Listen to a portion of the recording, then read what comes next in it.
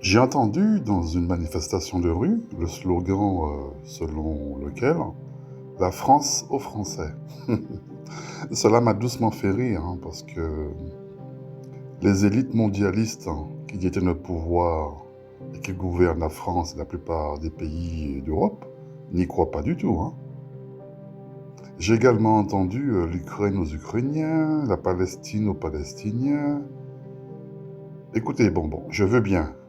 C'est même très patriotique de souhaiter que son pays devienne souverain. Ça, je le conçois parfaitement. Ok. Mais vous en faites quoi de la loi d'équilibre? Ce puissant corollaire de la théorie du chaos, vous en faites quoi? Dites-moi.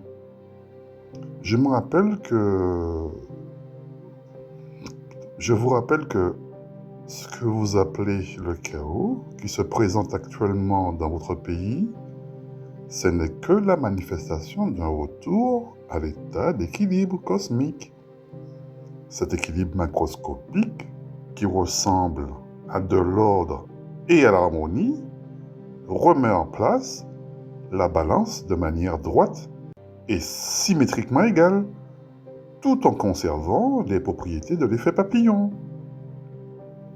J'espère que vous vous rappelez de la théorie du chaos et de son effet papillon. En gros, si les Américains du Texas sont victimes d'une tornade, alors que les battements d'ailes du papillon qui l'ont provoqué ont eu lieu au Brésil, ce n'est certainement pas par hasard. J'espère que vous avez compris la métaphore. Autrement dit, et c'est là que je risque de choquer plus d'un, si l'arabisation, je dis bien l'arabisation qui a lieu au Darfour, avec les massacres de populations noires devant une indifférence mondiale depuis des années, eh bien, sachez que la balance cosmique fera que le génocide de Gaza qui actuellement sera la conséquence de l'équilibre de la balance cosmique, aussi terrible soit-elle.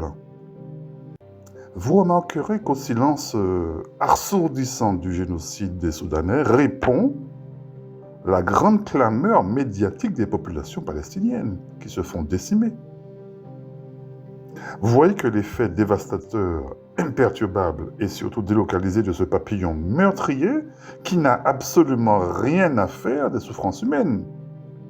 Sur ce même principe d'équilibre, eh bien, vous remarquerez que les puissances coloniales européennes subissent aujourd'hui un revers de bâton. Autrement dit, ce que certains appellent le grand emplacement, ce n'est que le résultat des conquêtes et des pillages effrénés qui ont été menés pendant des siècles sur le territoire décolonisé. Vous commencez à comprendre, en tout cas je l'espère, que ce retour de flamme d'immigration massive en Europe était inéluctable, car la balance avait penché depuis trop longtemps dans un seul sens. Retour à l'équilibre oblige. Et dites-vous encore une chose. Le fait que les femmes blanches européennes ne font pratiquement plus d'enfants, ce n'est qu'un catalyseur, je dis bien un catalyseur, à la manifestation de cet équilibre cosmique. Mais franchement, vous devez comprendre cette dynamique, la dynamique de cette équation cosmique qu'on appelle l'équilibre. Même si elle a l'apparence tantôt de l'harmonie et tantôt du chaos, sachant que l'harmonie et le chaos sont pour moi, selon moi, la même pièce, ce sont les deux faces d'une même pièce d'une monnaie qu'on appelle l'équilibre, tout simplement. Et cela se traduit comme la somme de la justice et de la vérité, tout simplement. Je répète, la somme de la justice et de la vérité.